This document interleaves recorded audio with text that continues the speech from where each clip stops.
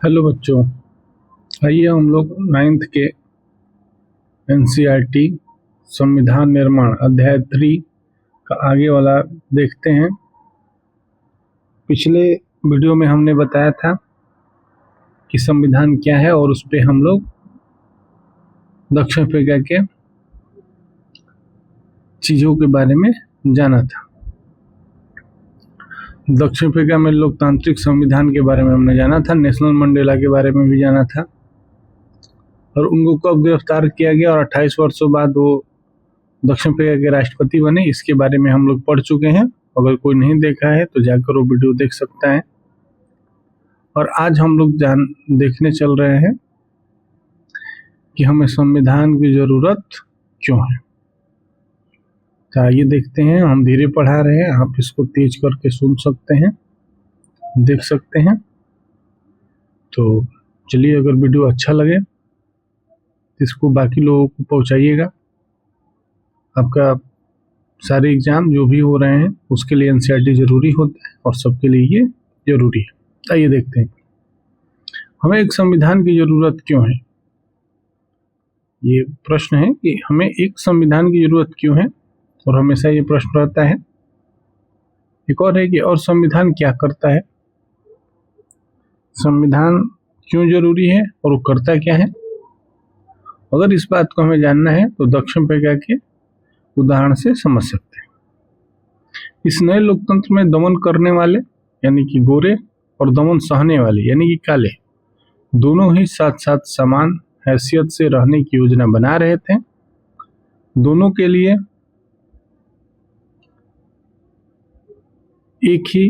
एक दूसरे पर भरोसा कर पाना आसान नहीं था। उनके अंदर अपने अपने किस्म के डर थे। वे अपने हितों की रखवाली भी चाहते थे। बहुसंख्यक अश्वेत इस बात पर चौकस थे कि लोकतंत्र में बहुमत के शासन वाले मूल सिद्धांत से कोई समझौता न हो। उन्हें बहुत सारे सामाजिक और आर्थिक अधिकार चाहिए थे। अल्पसंख्यक गुरु को अपनी संपत्ति और अपने विशेषाधिकारों की चिंता थी। लंबे समय तक चली बातचीत के बाद दोनों पक्ष समझौते का रास्ता अपनाने को तैयार हुए। गोरे लोग बहुमत के शासन का सिद्धांत और एक व्यक्ति एक वोट को मान गए। वे गरीब लोगों और मजदूरों के कुछ बुनियादी अधिकारों पर सहमत हुए। अश्वेत लोग भी इस बात पर सहमत हुए कि सिर्फ बहुमत के आधार पर सारे फैसले नहीं होंगे। वे इस बात पर भी सहमत हुए कि बहुमत के जरिए अश्वेत लोग अल्पसंख्यक गोरों की जमीन जायदाद पर कब्जा नहीं करेंगे। यह समझौता आसान नहीं था। इस समझौते को लागू करना और भी कठिन था। इसे लागू करने के लिए पहली जरूरत थी कि वे एक दूसरे पर भरोसा करें। अगर वे एक दूसरे पर भरोसा कर भी लें तो क्या गारंटी कि भविष्य में इसे तोड़ा नहीं जाएगा। ऐसी स्थिति में भरोसा बनाने और बरकरार रखने का एक ही तरीका है कि जो बातें तय हुई उन्हें लिखित पढ़त में ले लिया जाए, जिससे कि सभी लोगों पर उन्हें मानने की बाध्यता रहे। कहने का अर्थ यह है कि गोरे और कालों के बीच विश्वास नहीं था एक दूसरे पे। गोरे चाहते थे कि हमारी जो संपत्ति है, हमारा विशेषाधिकार जो है, उस पर कोई आंच ना आए, वो नुकसान ना हो उसकी। और वहीं अश्वेत चाहते थे कि हमें बहुत सारे अधिकार चाहिए और बहुमत का शासन होना चाहिए। इन दोनों के बीच में समझौता नहीं हो रहा था। जब तक दोनों नहीं मिल सकते थे तब संविधान का निर्माण सही से नहीं हो पाता। और अगर इस संविधान निर्माण नहीं होता है तो लगातार गृह युद्ध बना रहेगा। देखिए आगे है कि भविष्य में शासकों का चुनाव कैसे होगा, यानी कि जो शासन करेंगे उनका चुनाव कैसे होगा, इसके बारे में नियम तय होकर लिखित रूप में आ जाते हैं। लिखित मतलब संविधान को लिख के रख लिया जाए। कोई भी उससे ये नहीं कहेगा कि ये पहले लिखा नहीं गया था, बस केवल मुंह से मतलब कहे थे हम। सारी चीजें लिखित रूप में होनी चाहिए और वही संविधान में लिख दिया जाए। चुनी हुई सरकार क्या क्या कर सकती है और क्या क्या नहीं कर सकती है, यह भी लिखित रूप में मौजूद होता है। इन्हीं लिखित नियमों में नागरिकों के अधिकार भी होते हैं, पर ये नियम तभी काम करेंगे जब जीतकर आने वाले लोग इन्हें आसानी से और मनमाने ढंग से नहीं बदले। दक्षिण अफ्रीकी लोगों ने इन्हीं चीज़ों का इंतजाम किया। वे कुछ बुनियादी नियमों पर सहमत हुए। वे इस बात पर भी सहमत हुए कि ये नियम सबसे ऊपर होंगे और कोई भी सरकार इनकी उपेक्षा नहीं कर सकती। इन्हीं बुनियादी नियमों के लिखित रूप को संविधान कहते हैं। संविधान किसे कहते हैं तो यहाँ दिया है।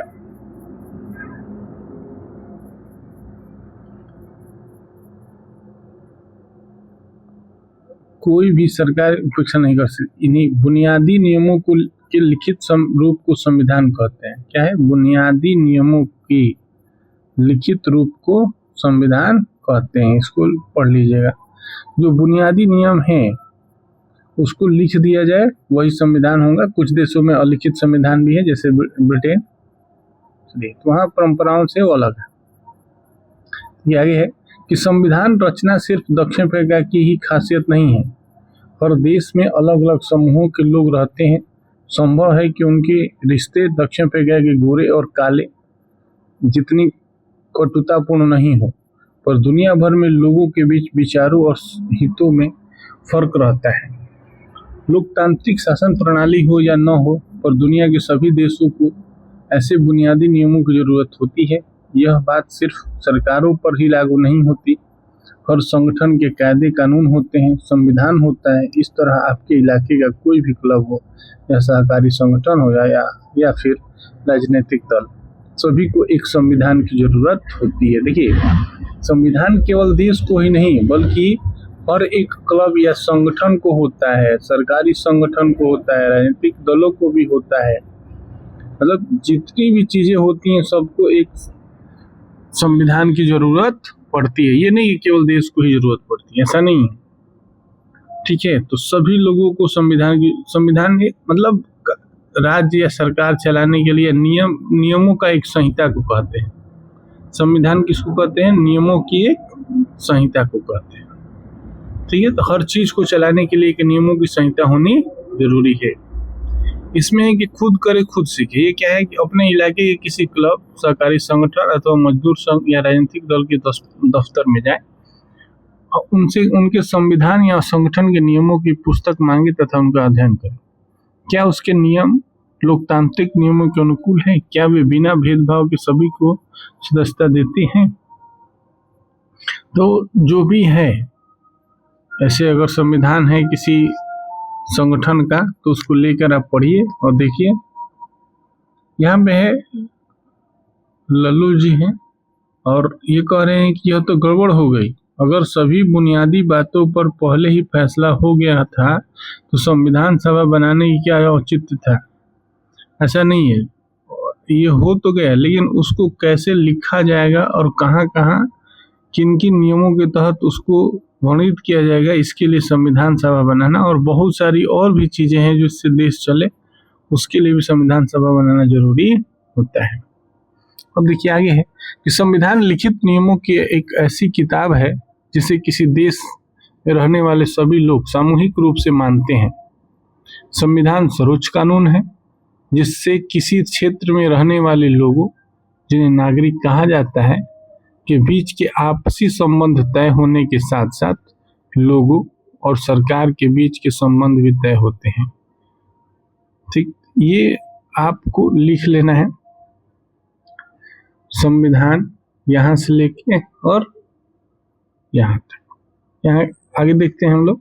संविधान अनेक काम करता है, इनके प्रमुख है। क्या क्या है? पहला देखते हैं। तो ये पहला ये है कि यह साथ रह रहे विभिन्न तरह के लोगों के बीच जरूरी भरोसा और सहयोग विकसित करता है। संविधान क्या करता है?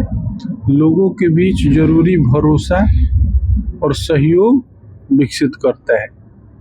आप अपनी किताब में लिखेंगे संविधान पहला क्या करता है? पहला है साथ रह रहे विभिन्न लोगों के बीच जरूरी भरोसा और सहयोग विकसित करता है। दूसरा क्या है कि यह स्पष्ट करता है कि सरकार का गठन कैसे होगा और किसे फैसले लेने का अधिकार होगा।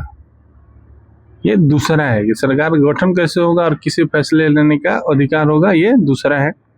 तीसरा क्या है, तो यह सरकार के अधिकारों की सीमा, यह सरकार के अधिकारों की सीमा तय करता है और हमें बताता है कि नागरिकों को क्या अधिकार हैं, यानी कि ये नागरिकों के अधिकार को बताता है। चौथा क्या है, ये संविधान क्या करता है, नागरिकों के अधिकार को बताता है।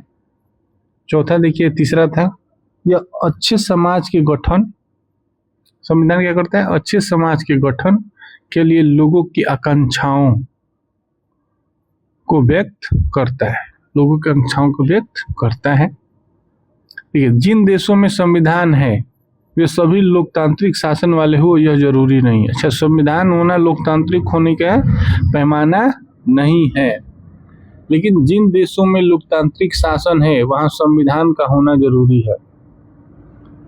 ठीक है, जहां संविधान हो वो लोकतांत्रिक हो ये जरूरी नहीं है, लेकिन जो लोकतांत्रिक शासन व्यवस्थाएं हैं वहां संविधान होना जरूरी है। देखिए, ब्रिटेन के खिलाफ आज़ादी की लड़ाई के बाद अमेरिकी लोगों ने अपने लिए संविधान का निर्माण किया। अमेरिकी लोगों ने क्या किया, अपने लिए संविधान का निर्माण किया।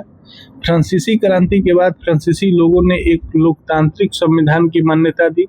इसके बाद यह चलन हो गया कि हर लोकतांत्रिक शासन व्यवस्था में एक लिखित संविधान होगा। फ्रांसीसी क्रांति के बाद भी वहाँ के लोकतांत्रिक संविधान में होगा। इसके बाद ही अमेरिका और फ्रांस के बाद ही एक चलन चल गया कि हर लोकतांत्रिक शासन व्यवस्था में एक लिखित संविधान होगा। ठीक है, तो ये नोट कर लीजिएगा आप। चलिए आगे देखते हैं हम लोग, और हम लोग अपना देखेंगे कि भारतीय संविधान का निर्माण कैसे हुआ। यहाँ पे आप देख सकते हैं कि वल्लभ भाई पटेल जी हैं, लौह पुरुष भी कहते हैं, और इनका जन्म गुजरात में हुआ था। यह अंतरिम सरकार में गृह मंत्री थे, ये सूचना एवं प्रसारण मंत्री भी थे, ये वकील भी थे, और बरदौली की जो घटना थी वो किसान सत्याग्रह के नेता भी रहे, और उसी में इनको वल्लभ भाई पटेल का दर्जा वो मिला था, नाम मिला था। और ये साथ साथ भारतीय रियासतों के विलय में निर्णायक भूमिका अदा किया, और बाद में ये उप प्रधानमंत्री भी हुए। ये प्रधानमंत्री के रेस में भी सबसे आगे थे, जीत भी गए थे, लेकिन कई कारणों की वजह से जवाहरलाल नेहरू को बनाया गया। यहाँ पे आप देख सकते हैं सरोजिनी नायडू जी हैं, और एक ये आंध्र प्रदेश में जन्म ली थी, और ये एक लेखिका थी, साथ ही राजनीतिक कार्यकर्ता भी थी, कांग्रेस की अग्रणी महिला नेता थी, और बाद में उत्तर प्रदेश के राज्यपाल बने थे। आप यहाँ बताएंगे कि उत्तर प्रदेश की पहली महिला मुख्यमंत्री कौन थी, या देश की पहली महिला मुख्यमंत्री कौन थी। ठीक है, चलिए आप कमेंट में बताइएगा इस बात को। आगे देखिए, भारतीय संविधान का निर्माण। दक्षिण अफ्रीका की ही तरह भारत का संविधान भी बहुत कठिन परिस्थितियों के बीच बना। भारत जैसे विशाल और विविधता भरे देश के लिए संविधान बनाना आसान काम नहीं था। भारत के लोग तब गुलाम की हैसियत से निकलकर नागरिक की हैसियत पाने जा रहे थे। देश ने धर्म के आधार पर हुए बंटवारे की विभीषिका झेल ली थी। भारत और पाकिस्तान के लोगों के लिए बंटवारा भारी बर्बादी और दहलाने वाला अनुभव था।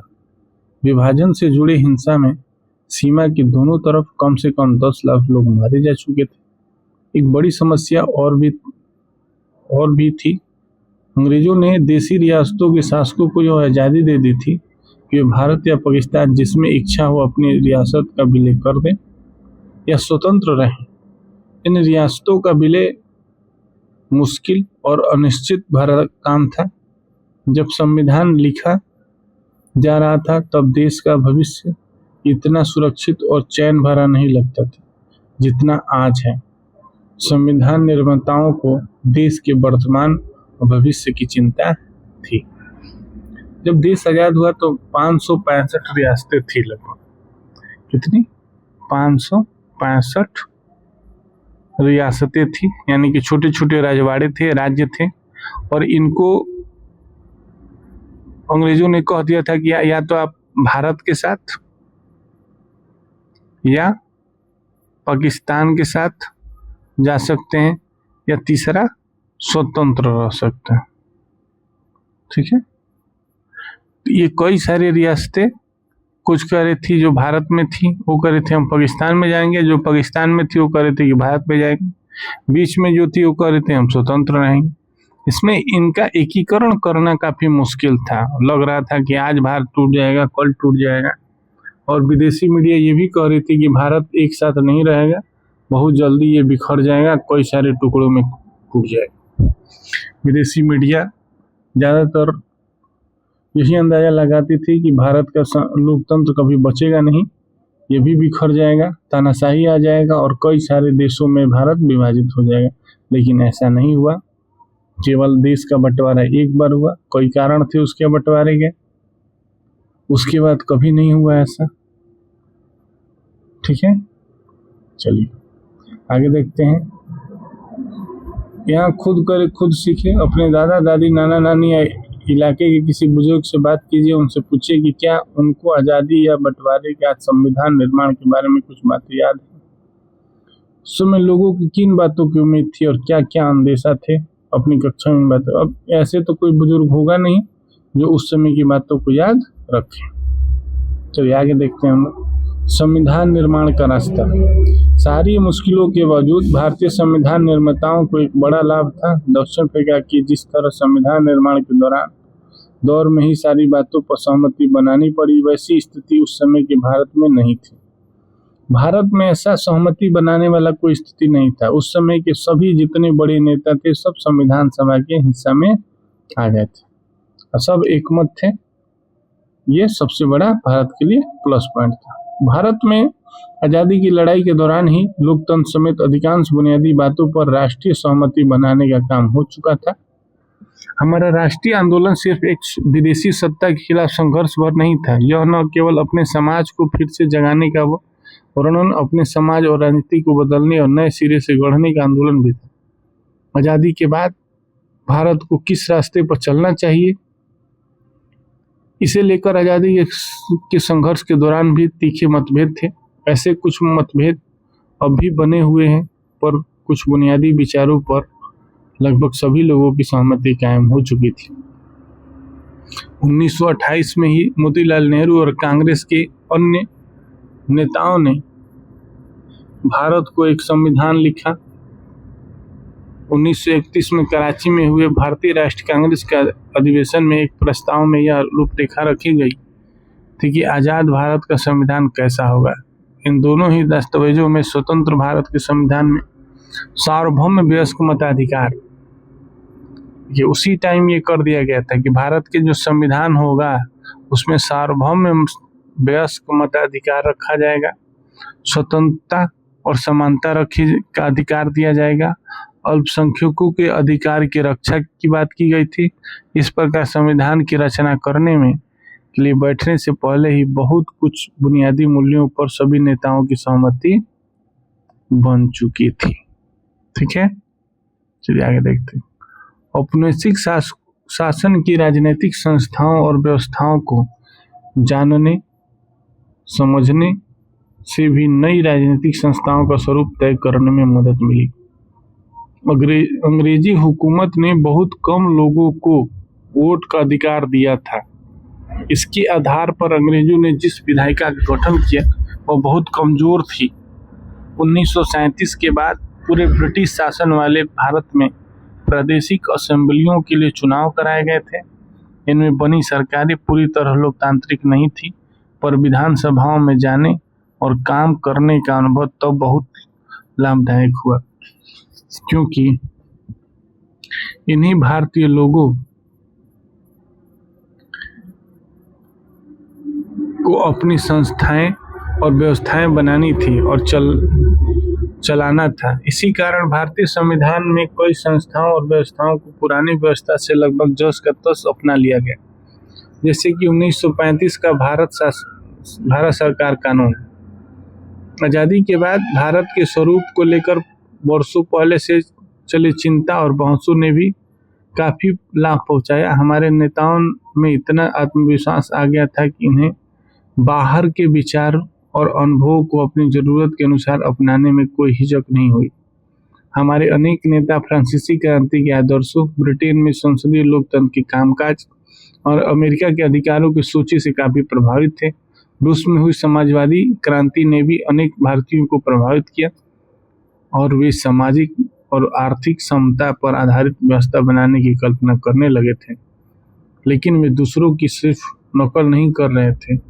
हर कदम पर वे यह सवाल जरूर पूछते थे कि क्या ये चीजें भारत के लिए उपयुक्त होगी। इन सभी चीजों ने हमारे संविधान के निर्माण में मदद की।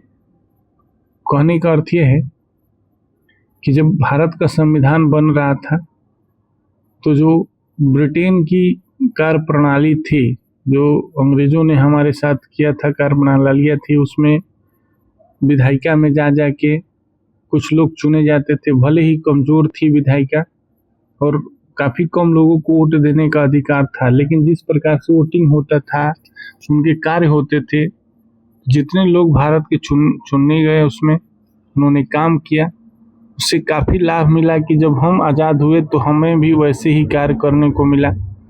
और इतने हमारे नेता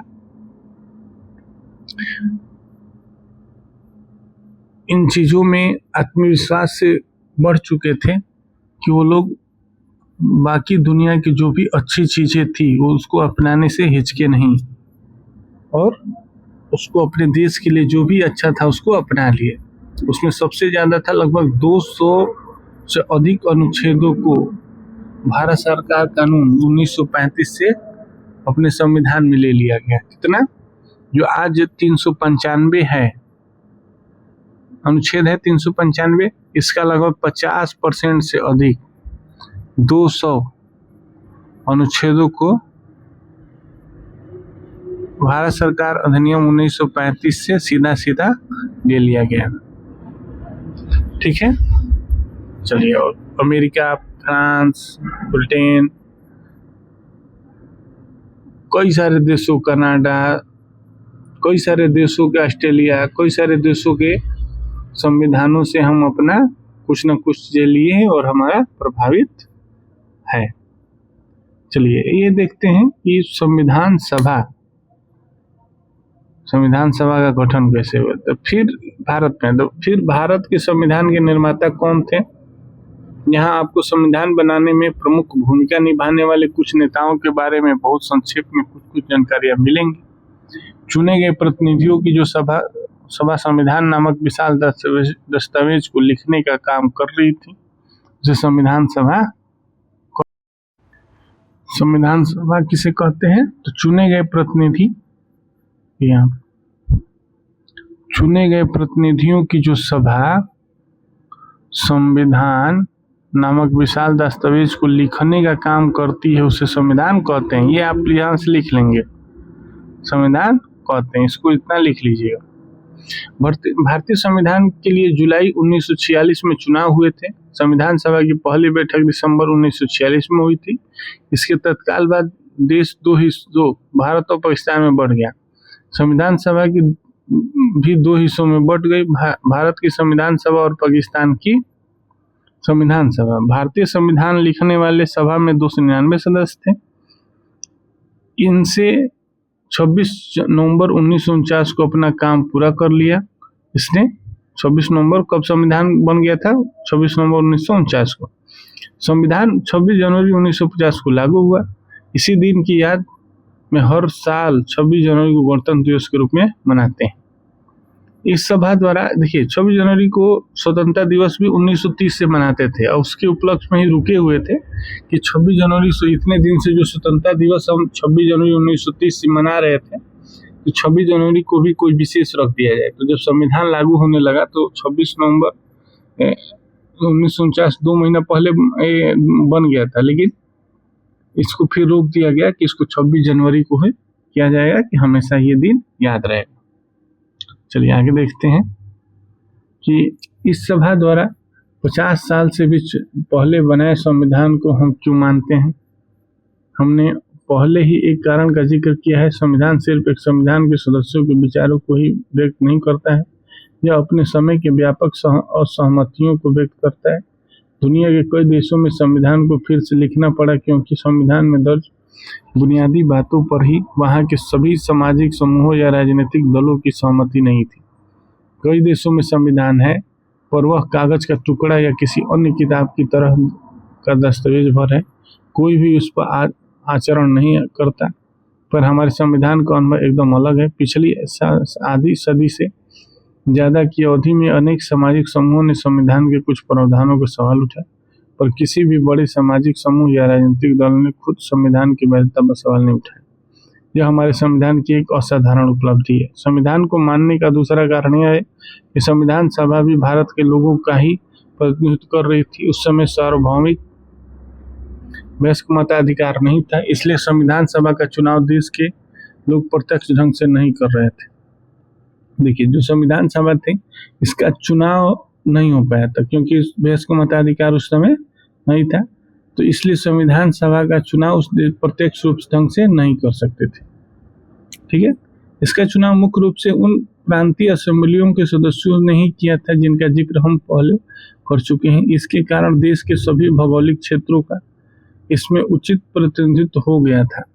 इस सभा में भारतीय राष्ट्रीय कांग्रेस के सदस्यों का प्रभुत्व था, जिसने राष्ट्रीय आंदोलन की अगुवाई की थी, पर स्वयं कांग्रेस के अंदर कई राजनीतिक समूह और विचारों के लोग थे।